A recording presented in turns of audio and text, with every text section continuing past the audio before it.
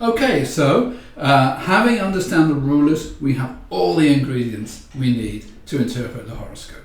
And to interpret a horoscope, you've got to start looking at some horoscopes. So you should have your horoscope printed out in front of you, and you should be maybe looking at the people you like, your partner, your family, friends, or famous people. The more horoscopes you look at, the quicker you'll understand the correspondences. And you can get a horoscope pretty much anywhere today. You can go on the net and find a site. I have a site which prints out the horoscope.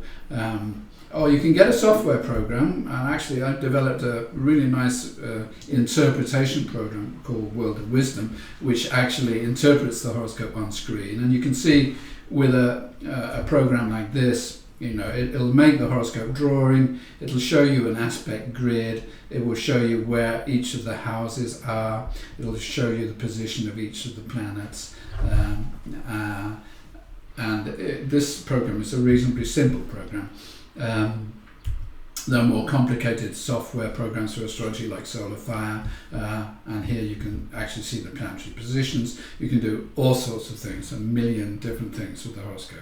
So you can also actually get your horoscope on an app, for example, even on an iPhone.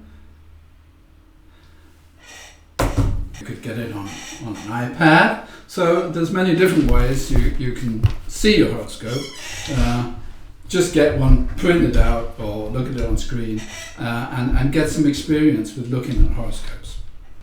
So now we're ready to look to start interpreting the horoscope, and I don't think really there's any doubt that the best way to start is to look at the ascendant.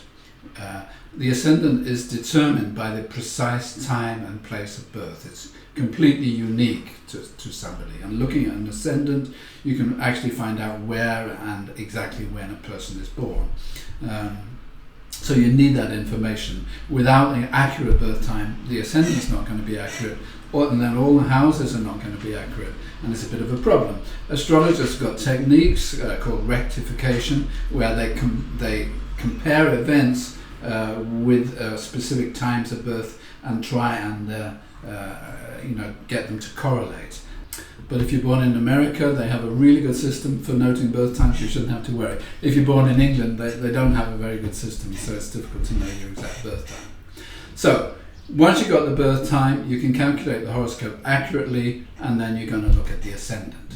And the ascendant represents something extremely important to you, just like the sun or your sun sign does, or the moon represents your emotional life. The ascendant shows what you're going to be doing in life, what area in life is going to be dominant, what you identify with and associate with. So while the sun sign shows who you are internally as a person, the ascendant really shows what you're going to be doing in life. And the questions to ask yourself when you look at the ascendant is, first, what sign is on the ascendant? Because that sign is going to be really dominating. If you've got Scorpio on the ascendant, you're going to be really interested in psychological issues, you're going to be emotionally intense, you're going to be slightly anxious about things, etc. If you've got Libra on the ascendant, you're going to be interested in relationships. The next question is, are there any planets on the ascendant? Because if a planet is precisely on the ascendant, it's going to really dominate the life. If you have Mars on the ascendant, like Tony Blair, you're going to be like slightly aggressive and combative. He got Mars in Germany, so it's argumentative, it's verbal. The next question is, what planet is the ruler of the ascendant?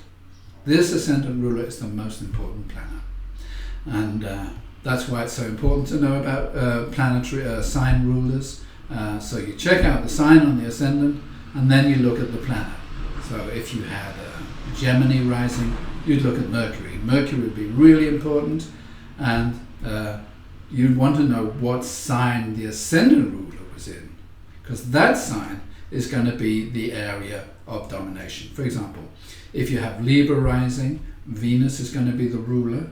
And if Venus was in Leo, that person would be wanting to express themselves very creatively and have a pretty powerful charisma because of the Leo influence.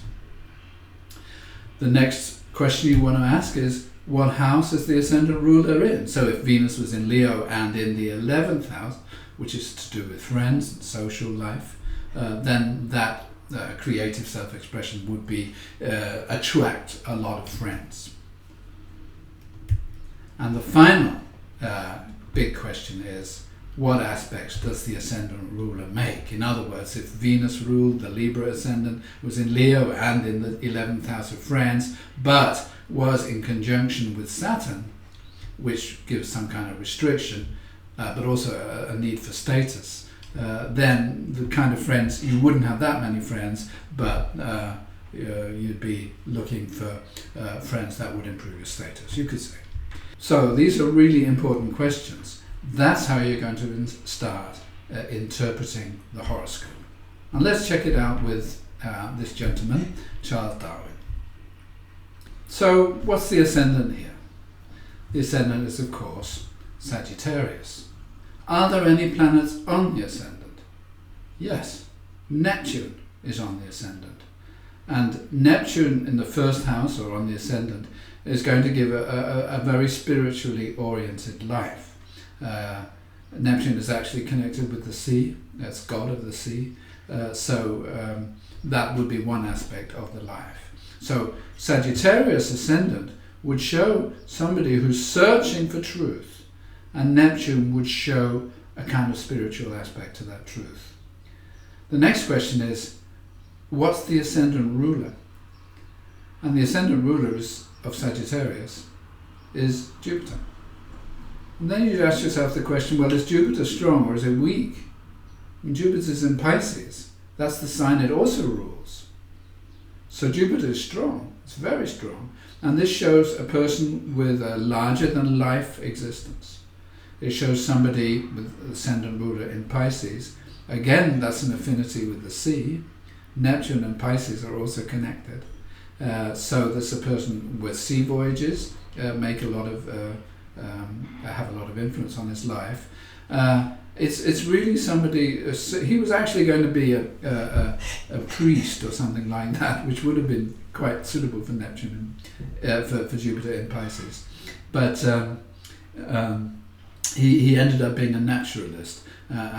He loved nature, and Pisces is very, very connected with the natural world or nature. So there we are, he's interested in that. And what house is it in? It's in the third house of communication. Well, this is a person who wrote the book, The Origin of the Species, which had a tremendous effect. He's one of the most important figures in history. So that shows his capacity to successfully write about nature. And then you could ask yourself, what aspects does Jupiter have as ascendant ruler? And although it's in a kind of conjunction with Pluto and Mercury, specifically with Pluto, and Pluto actually goes back to the origins. It always goes back to the roots. So there is a kind of connection with the book, Mercury being also a writer. So that's pretty good, actually. And the strongest aspect to Jupiter is, however, Moon in Capricorn, which is a much, much more practical. It's in the second house, so you could imagine that actually money wasn't that easy to get. I don't know how well off he was, but the fact that the Moon is sextile Jupiter is good, so he'd have a secured income. That's because of the good aspect to Jupiter, but it would be slightly limited because the Moon is a bit weak in Capricorn. Its rules cancel the opposite sign. So it's a good aspect, but it's limited. And that would be the start of a consultation or an interpretation of the horoscope. What's the ascendant?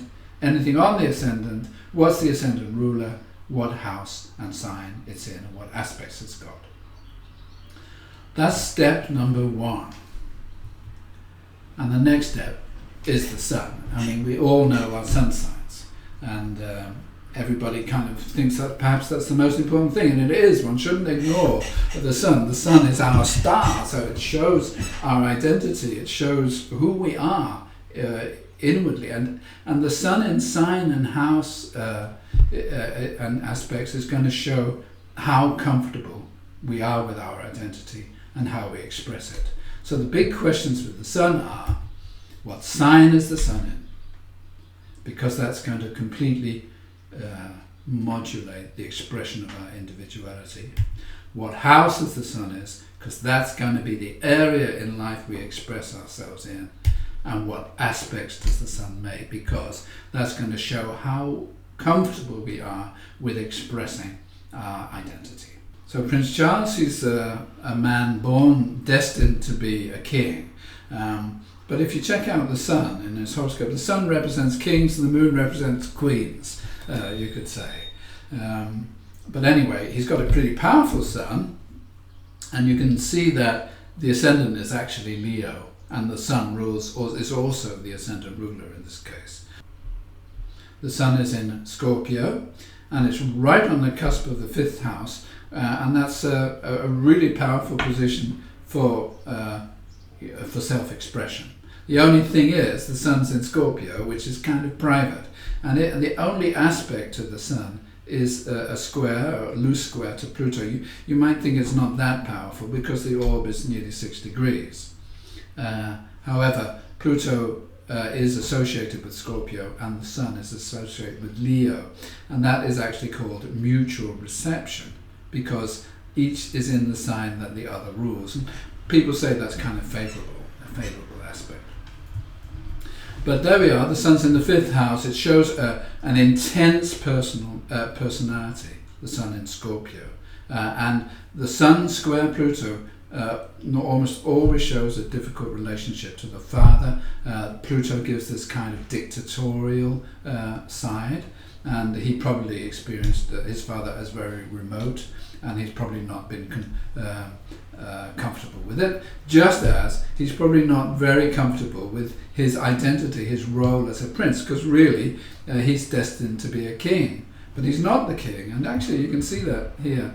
The moon, which is the queen, is dominant. Anything at the top of the chart like this, but in the 10th house, it tends to dominate, and that's what's above you. It's the authority. So the moon in Taurus, which is exalted, it's very powerful. It shows his mother, the queen, and one wonders whether he'll ever be king with that. He's just almost destined to be a prince. This 5th house is like princely, so he's almost destined to be a prince for most of his life. So it's a person who's actually a little uncomfortable with his identity.